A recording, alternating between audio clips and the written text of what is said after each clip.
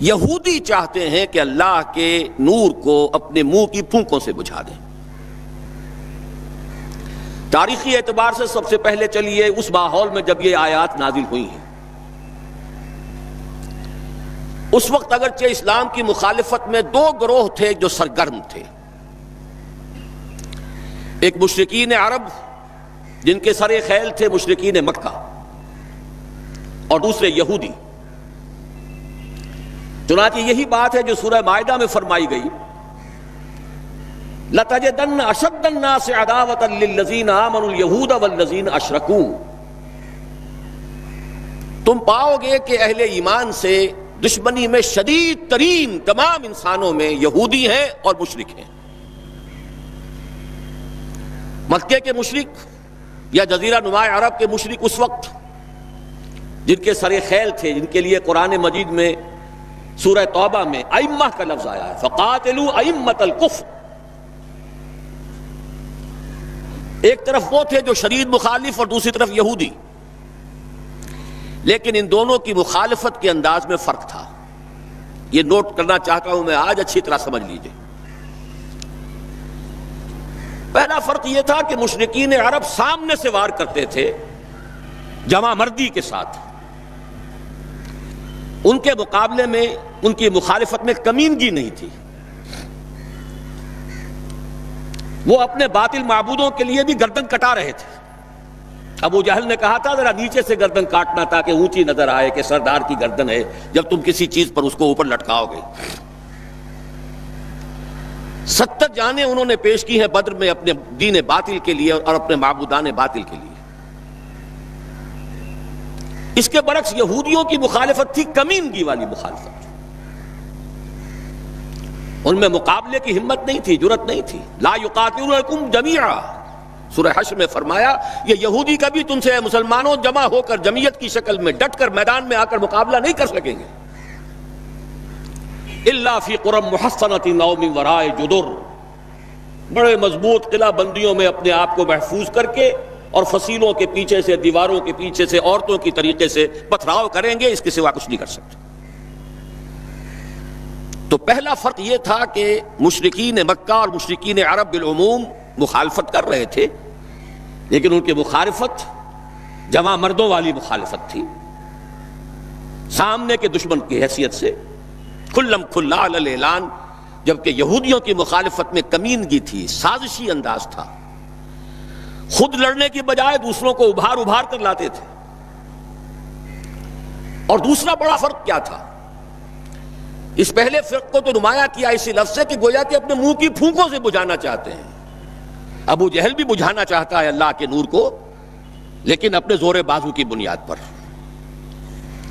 اور یہ لوگ کردار کے اعتبار سے اتنے گر چکے ہیں کہ زور بازو کی بنیاد پر نہیں، منہ کی پھونکوں سے بجھانا چاہتے ہیں۔ بہترین تعبیر کی ہے اس کی مولانا ظفر علی خان نے کہ نور خدا ہے کفر کی حرکت پہ خندزن، پھونکوں سے یہ چراغ بجھایا نہ جائے گا۔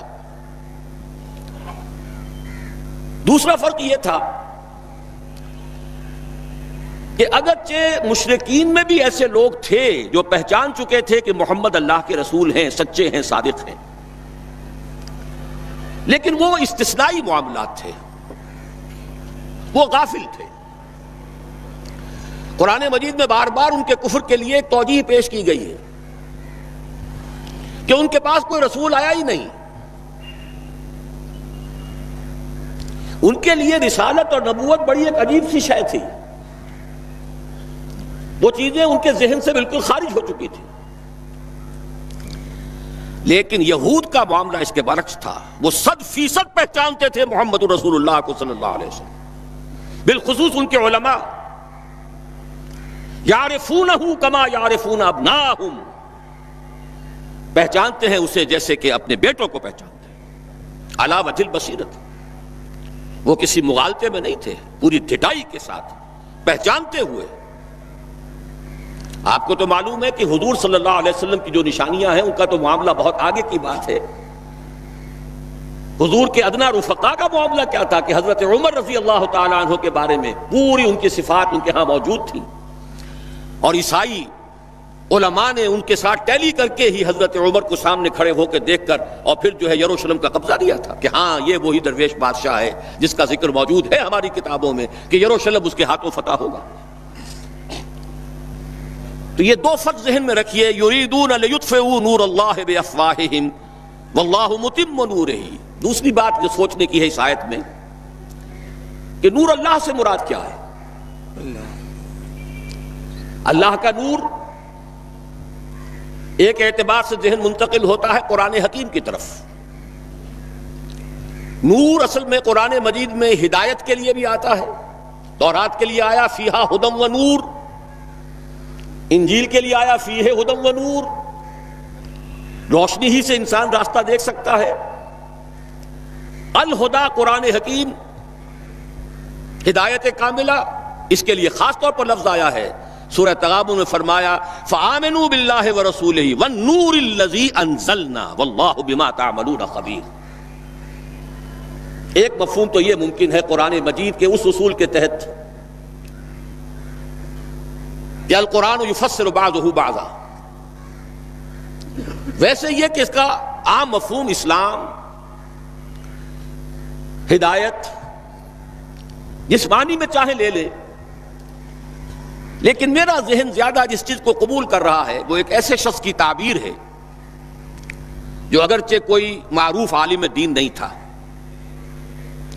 میں نہ عارف نہ مجدد نہ محدث نہ فقیہ، اقبال اپنے بارے میں صاف کہہ رہا ہے، میں نہ عارف نہ مجدد نہ محدث نہ فقیہ، لیکن واقعہ یہ ہے اور آپ کے علم میں ہوگا، میرا موقف یہ ہے اس دور میں قرآن مجید کا نور بصیرت اللہ تعالیٰ نے بڑے وافر پیمانے پر انہیں عطا کیا تھا۔ انہوں نے تعبیر کیا ہے اس نور کو نور توحید سے، چنانچہ یہ اتمام کا لفظ اس کے ساتھ واللہ متم نورہ، جواب شکوہ کے شعر میں کہ وقت فرصت ہے کہاں کام ابھی باقی ہے، نور توحید کا اتمام ابھی باقی ہے۔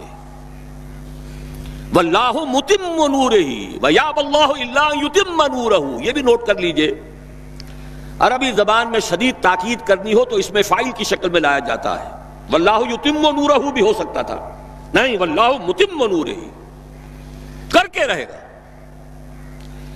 اور پھر اس کو منفی اسلوب میں بھی بیان کر دیا تھا کہ کوئی شک و شبہ نہ رہے، مثبت بھی آ گیا واللہ متم نورہ، اور منفی ویابی اللہ الا ان یتم نورہ، اللہ کو ہرگز منظور نہیں ہے مگر یہ کہ وہ اپنے نور کا اتمام فرمائے۔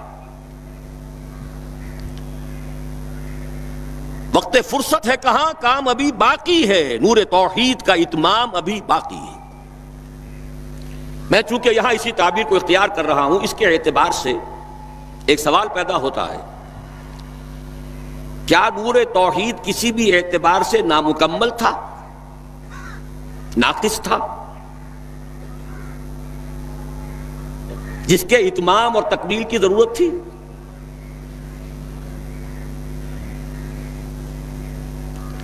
اگر میں اس سوال کا جواب ہاں میں دوں تو آپ سب چونک جائیں گے، لیکن میری وضاحت سن لیجئے۔ جہاں تک عقیدے کا نور ہے، عقیدے کی توحید ہے، اور انفرادی سطح پر اپنے عمل کی توحید ہے، توحید کے دو حصے سمجھ لیجئے۔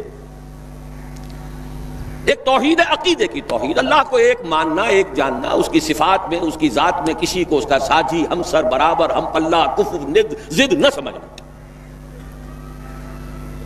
ایک عمل کی توحید ہے کہ ایک ہی اللہ کے مطیع فرمان ہو جانا، ہما تن، ہما وقت، ہما وجوہ، مخلصین لہ الدین، یہ عملی توحید ہے۔ تو عقیدے کی توحید اور انفرادی سطح پر عمل کی توحید ہر دور میں مکمل رہی، حضرت آدم کی بھی مکمل تھی، حضرت نوح کی بھی مکمل تھی، تمام انبیاء کرام کی مکمل تھی، نہ ان کی عقیدے کی توحید میں کوئی کسر ہو سکتی تھی، نہ انفرادی سطح پر عمل کی توحید۔ لیکن ایک توحید ہے اجتماعی سطح پر عمل کی توحید، پورے نظام زندگی کا اللہ کے حکم کے تابع ہو جانا، یہ ابھی مکمل ہونا تھا، اس کی تکمیل ہونی تھی۔ افراد موحد تھے اپنی زندگیوں میں بھی، اپنے عقیدے میں بھی.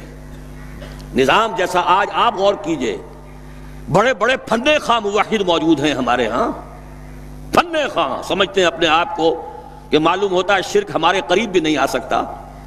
اجتماعی سطح پر ہم سب مشرک ہیں، پوری قوم مشرک ہے،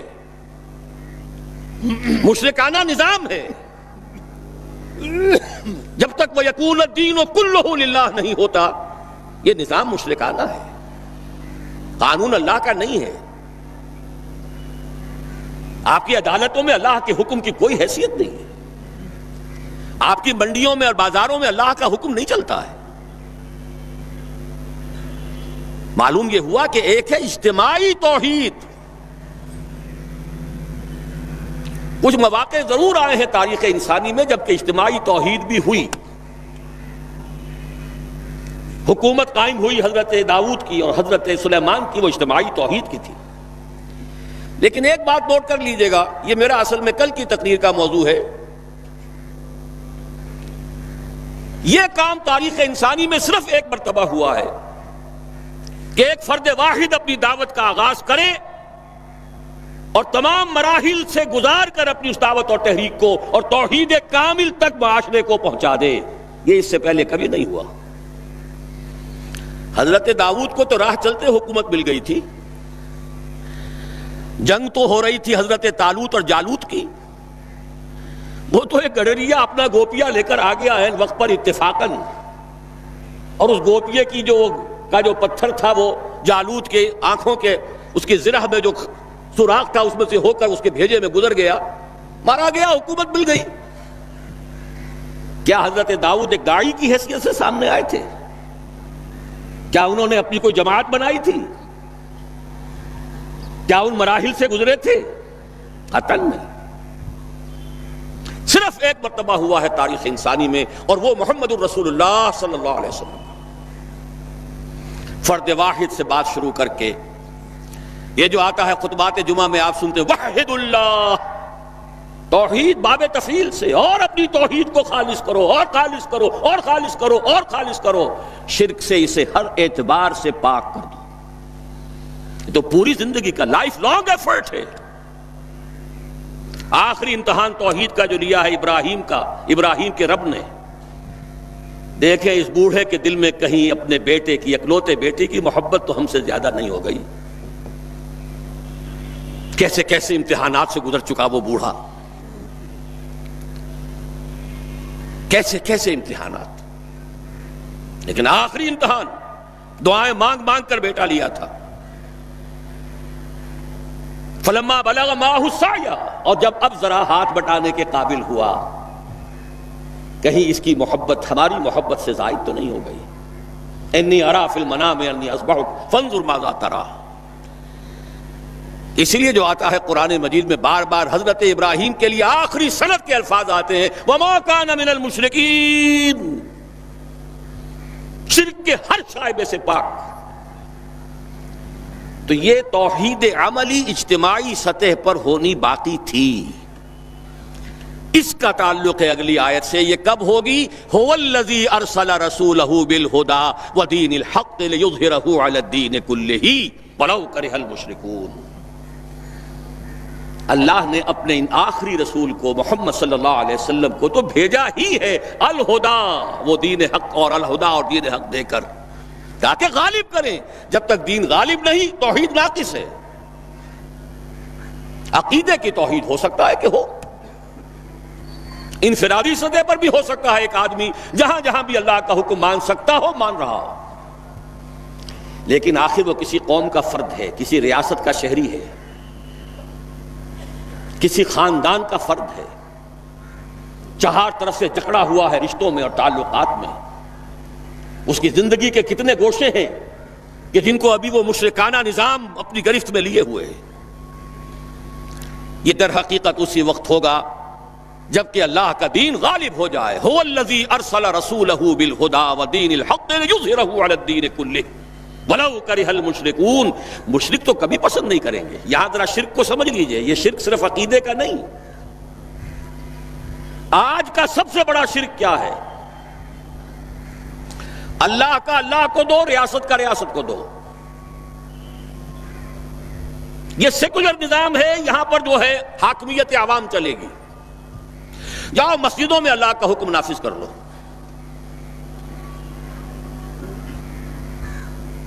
یہ سب سے بڑا شرک، کبھی گوارا نہیں کریں گے. وہ توحید ہو جائے، اللہ ہی کا حکم چلے، سب پر یکساں جاری ہو جائے، سب یکساں اللہ کے حکم کے تابع ہو جائیں.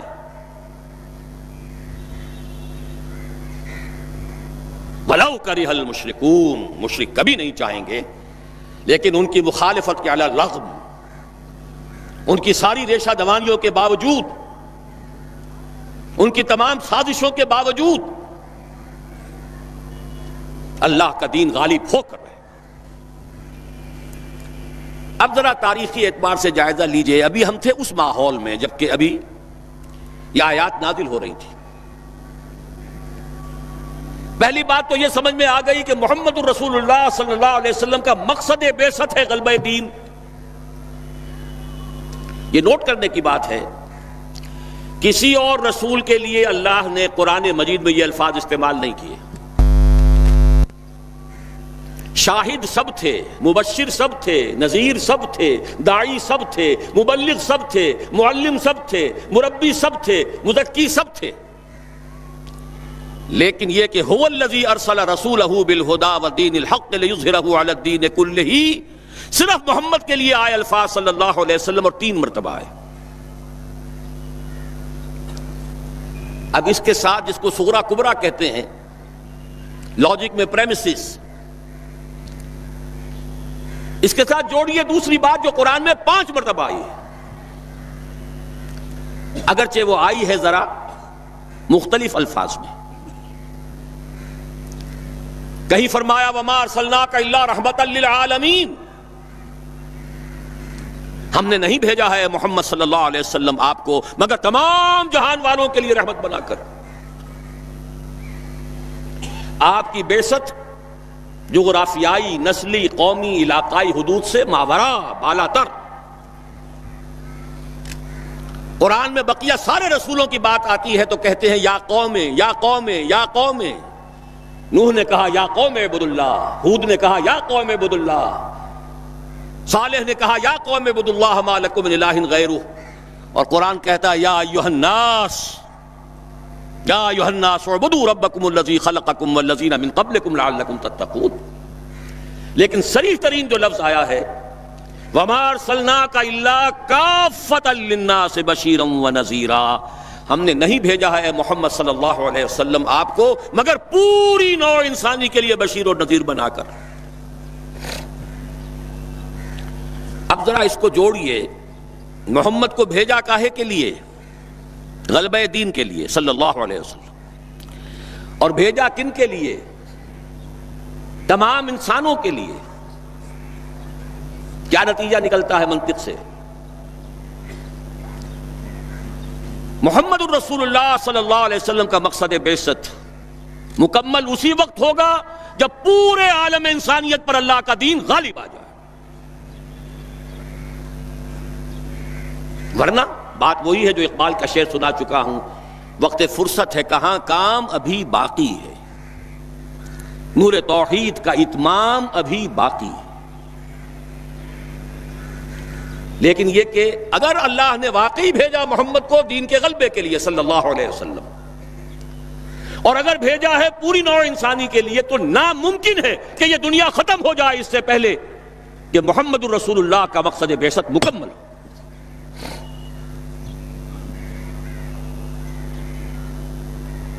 یہی بات ہے کہ جس کی خبر پیشن گوئی کے طور پر قرآن میں تو نصوص ہیں، لیکن ان سے نتیجہ نکالنا پڑے گا.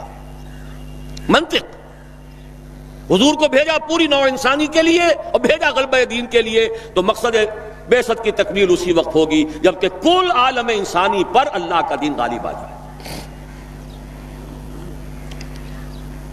اسی کے ساتھ اب ذرا یاد کیجئے سورہ نور کی آیت، جس کو اللہ کے فضل و کرم سے ہم نے کافی عام کیا ہے. ایک ہی بات ہے لیکن ذرا مختلف اسلوب میں آ رہی ہے. وعد اللہ الذین آمنوا منکم وعملوا الصالحات لیستخلفنہم فی الارض. وعد اللہ الذین آمنوا منکم، یہاں منکم پر ذرا زور دیجئے. کن سے خطاب ہو رہا ہے؟ مسلمانوں سے. لیکن ان مسلمانوں کے لیے دو کوالیفیکیشنز، دو پری کنڈیشنز. اے مسلمانوں، اللہ کا وعدہ ہے تم میں سے ان سے جو ایمان اور عمل صالح کا حق ادا کر دے، انکنڈیشنل نہیں ہے. وعد اللہ الذین آمنوا منکم وعملوا الصالحات، ایمان اور عمل صالح کا حق ادا کر دو تو اللہ کا وعدہ ہے. اور وعدہ کتنا مؤکد ہے، نون مشدد کے ساتھ تینوں دفعہ، اور ایک ہی بات کو تین اسلوبوں میں. لَيَسْتَخْلِفَنَّهُمْ فِي الْأَرْضِ، لامن خلافت عطا فرمائے گا انہیں زمین میں. كَمَا اسْتَخْلَفَ الَّذِينَ مِن قَبْلِهِمْ، جیسے کہ خلافت عطا کی تھی ان کو جو ان سے پہلے تھے. جب مسلمانوں کو خلافت اور حکومت عطا ہو جائے گی تو اس کا منطقی نتیجہ ہوگا کہ دین غالب ہو جائے گا.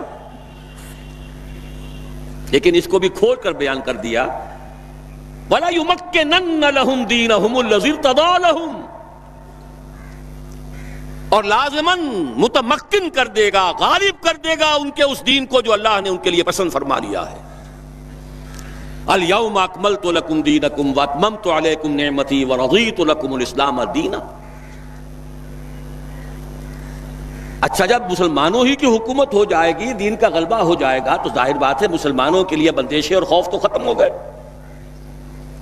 اس کو بھی واضح الفاظ میں وَلَا يُبَدِّلَنَّهُم مِّن بَعْدِ خَوْفِهِمْ أَمْنًا، ان کی خوف کی حالت کو امن اور سکون سے بدل دے گا، کوئی خوف نہیں ہوگا. اب یہاں فرمایا یعبدوننی لا یشرکون بی شیئا، تب جا کر وہ ان کی عبادت اس درجے میں مکمل ہوگی کہ اس میں شرک کی کوئی آلائش باقی نہیں رہے گی. جب تک نظام پورا اللہ کے دین کے تابع نہیں، شرک موجود ہے. عقیدے کا شرک ختم ہو چکا، انفرادی سطح پر موحد بن چکے. لیکن یہ تو تین کام جب ہوں گے کہ اللہ کا دین غالب ہو جائے، اللہ کی حکومت اور مسلمانوں کی خلافت قائم ہو جائے، تب کہیں جا کر وہ بات ہوگی لا یشرکون بی شیئا، پھر شرک کا ہر شائبہ ختم. وَيَكُونَ الدِّينُ كُلُّهُ لِلَّهِ، دین کل کا کل اللہ کے لیے ہو جائے گا.